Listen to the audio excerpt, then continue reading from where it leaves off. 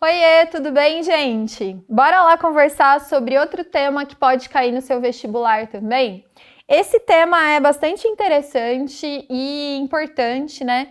É um tema do ramo da educação também, mas um pouco mais específico. Então, a gente vai falar agora sobre falta de educação financeira, principalmente pensando em Brasil aqui, né? Então, a gente vai falar sobre a importância de ter uma educação financeira, de saber lidar com dinheiro e quais são as consequências disso não rolar no Brasil, né? A gente não tem uma cultura de educação financeira e a gente tem vários problemas sociais que derivam disso, né? Da nossa falta de educação financeira. Combinado? Então, bora lá ver uns dados aqui juntos para a gente já entender quais são as principais consequências ou implicações dessa falta de educação financeira. Então, olha lá, 61,5% das famílias brasileiras têm dívidas, segundo a Confederação Nacional do Comércio de Bens, Serviços e Turismo.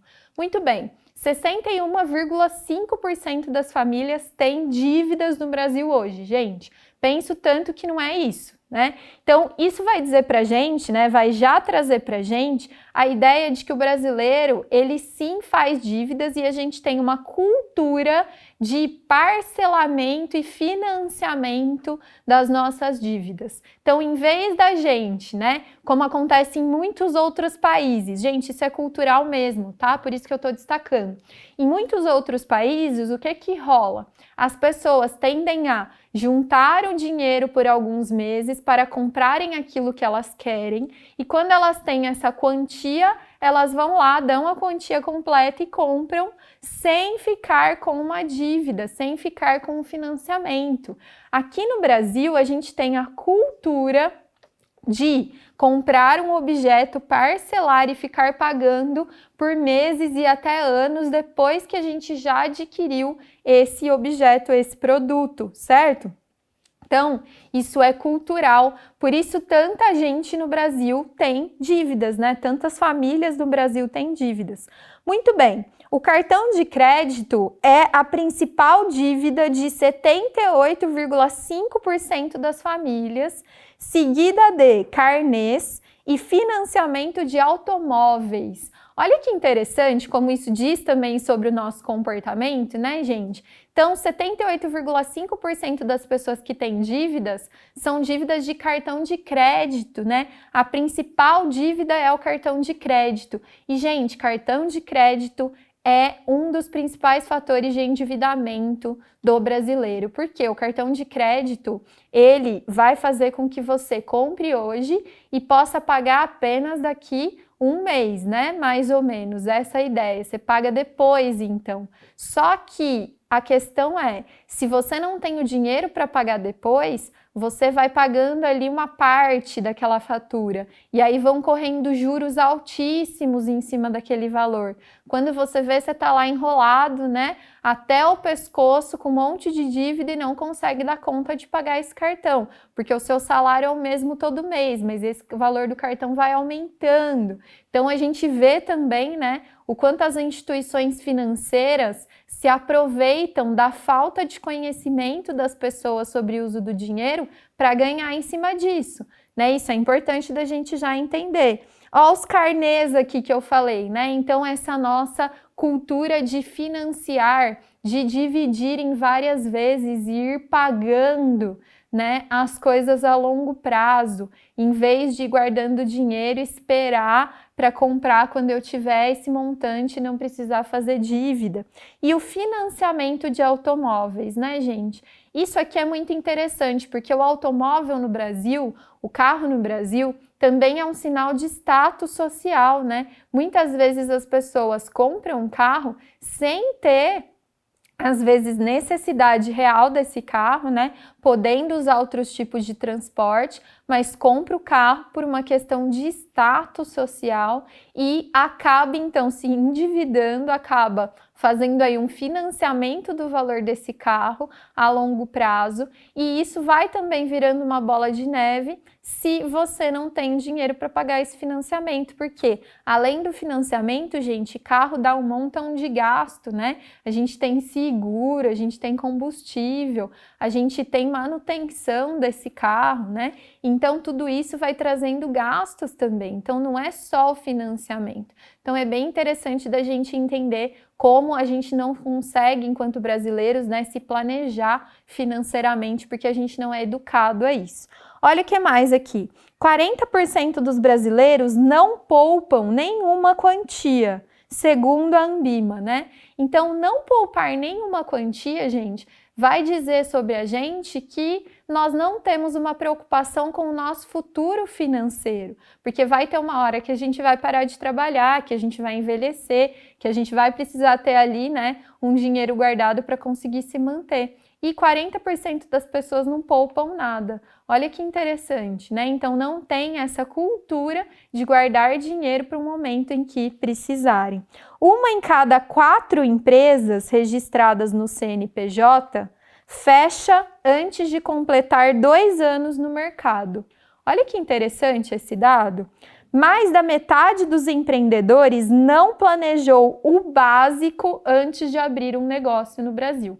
Olha lá que coisa louca, né? Então, de cada 4 empresas que são registradas lá no CNPJ, de cada 4 empresas que são abertas no Brasil, uma delas fecha antes de completar 2 anos no mercado. Olha só, o que isso vai dizer pra gente, né? Isso vai dizer pra gente que mesmo o empreendedor no Brasil, mesmo aquele que abre uma empresa, que tem, né, a vontade de prosperar financeiramente a partir desse trabalho, não vai ter educação financeira para gerir o próprio negócio e muitas vezes o negócio vai falir por causa disso. Então, antes ali dos 2 anos de existência, muitas empresas vão falir porque não houve planejamento financeiro. Então, olha isso, né? Olha como isso tudo diz sobre a nossa cultura e sobre a nossa relação com o dinheiro no Brasil. Vamos ver aqui algumas linhas de argumentação que a gente poderia usar, então, para falar sobre esse tema? Então, primeira linha de argumentação, né? A escola não oferece educação financeira, gente. A escola básica, né? Eu não sei vocês aí, mas eu nunca tive aula de educação financeira, nunca tive aula de como gerir o meu dinheiro, nunca tive aula de como entender o que é salário, o que é imposto, o que eu guardo, com o que eu tenho que gastar, com quantos por cento do meu salário eu posso gastar com aluguel, quantos por cento do meu salário eu posso gastar com, enfim, supermercado, quanto eu posso gastar com o quê, né? Como eu faço planejamento financeiro? Nunca aprendi isso na escola. Então, gente, esse conhecimento é um conhecimento básico de sobrevivência na nossa sociedade. A gente precisa aprender a lidar com dinheiro. Então, deve fazer parte da educação básica, da formação básica, educação financeira, gente. E não faz, né? A escola não dá educação financeira. Então, a gente sai da escola, a gente entra para a vida adulta, a gente começa a ganhar o nosso dinheiro sem saber lidar com ele. E isso é muito sério, né? E muito importante a gente entender, então. Qual é a consequência da escola não oferecer, então, educação financeira? Uma ignorância sobre como gerir as próprias finanças. Muito bem, não sei como eu vou gerir o meu próprio dinheiro. Então, eu sou uma pessoa inexperiente, com dinheiro, né? Eu não sei como lidar com as minhas finanças. E isso vai trazer como consequência a questão de não saber planejar, né? De não saber... Desculpa, gente. Fui embora. Vou voltar aqui. De não saber planejar, de não saber escolher, de não saber tomar decisões conscientes, né? Então, muito bem, se eu não tenho educação financeira, eu não sei lidar com o meu dinheiro, eu sou inexperiente, eu vou fazer decisões ruins, eu vou tomar, né, ações, vou tomar decisões ruins, eu vou ceder ao consumismo. Olha que coisa interessante, então eu vou gastar o meu dinheiro, vou ceder ao consumismo. Por quê? Porque a escola não me ofereceu educação financeira, eu não sei então lidar com o meu dinheiro, eu sou inexperiente, eu vou ficar muito mais propenso a comprar, então eu não vou planejar, eu vou fazer escolhas ruins, eu vou tomar decisões ruins e eu vou acabar então me endividando, né? Então, isso aqui é uma possibilidade de argumentação para a gente pensar aqui. Outra possibilidade de argumentação, gente, é que, então, há uma falta de transparência das instituições financeiras em relação às práticas adotadas por elas. Então, pensa um banco, né? O banco que pratica ali juros abusivos, taxas inexplicáveis, né? E que não é mais transparente, não deixa mais claro, né? Quais são esses juros, quais são essas taxas. Por quê? Porque sabe que o seu cliente é ignorante em relação a finanças. Então, ele se aproveita dessa ignorância para ganhar em cima disso, né? Então, olha que interessante. A falta de conhecimento leva os indivíduos a serem enganados pelas instituições, né, financeiras. Essas instituições muitas vezes não são transparentes e os indivíduos, né, como são ignorantes, são levados a fazerem, né, ou terem ações que dão lucro para essas instituições financeiras. Então, eu tenho aqui uma manipulação do comportamento dos indivíduos por essas instituições financeiras, né?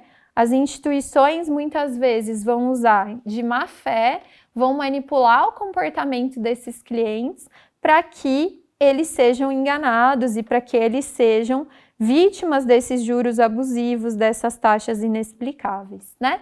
Isso leva a um endividamento, muito bem. Então as pessoas se endividam, né?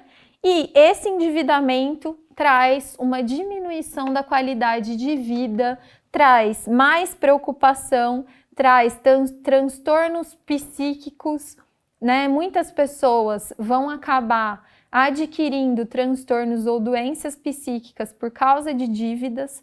A gente tem, inclusive, um grande número de suicídios que são cometidos por causa de dívidas, né? Então, é importante vocês entenderem isso. Aqui também tem uma linha de raciocínio possível, né? Eu tenho essa má-fé ou essa falta de transparência das instituições financeiras que vão, né, trazer essa manipulação do comportamento do cliente porque ele é ignorante, ele não sabe lidar com as próprias finanças, ele vai acabar se endividando, isso vai gerar uma diminuição de qualidade de vida, vai gerar transtornos psíquicos, porque ele vai ter que lidar com esse endividamento.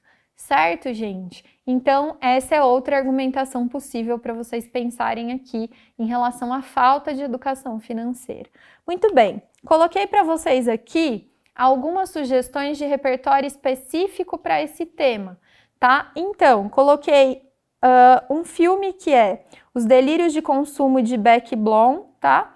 Esse filme vai falar justamente sobre uma colunista que escreve sobre controle de finanças, mas na vida real ela é uma super consumista que vive fugindo de pessoas que estão cobrando ela, né? Então é um filme que vai mostrar bem essa dicotomia, né? Esse paradoxo da necessidade da gente realmente ter consciência da educação financeira e trazer essa educação financeira para a prática, para a nossa vida, para que a gente não se enrole aí, né? Para que a gente não fique cheio de dívidas. Coloquei um outro filme que é A Negociação.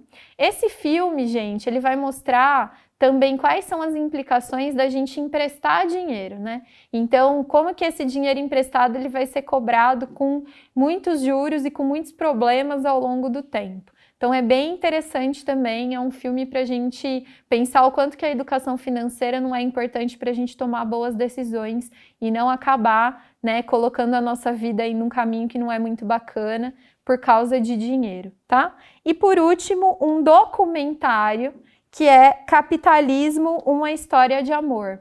Nesse documentário, gente, são mostrados justamente, né,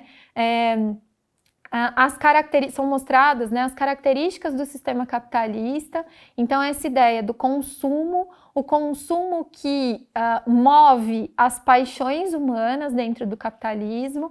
Então, como a gente acaba cedendo ao consumo por uma vontade muito grande de estar dentro dessa lógica, né? O quanto que o capitalismo ele vai mexendo com esse amor do homem pelo dinheiro, né? E essa ganância, ideia de ceder ao consumismo, como que isso vai definhando os seres humanos, né? Como que os seres humanos acabam perdendo as suas características humanas por causa de questões financeiras. Então, são 3 repertórios aqui que eu acho bem legais para vocês conseguirem pensar essa questão da educação financeira e da importância da educação financeira para que a gente seja mais livre, né? Para que a gente possa ser mais autônomo e cuidar da nossa vida e ter menos preocupações em relação ao dinheiro. Porque no fim do dia, né, gente, tranquilidade de não ter dívidas é muito melhor do que você acumular aí um monte de objetos que necessariamente às vezes você nem precisa,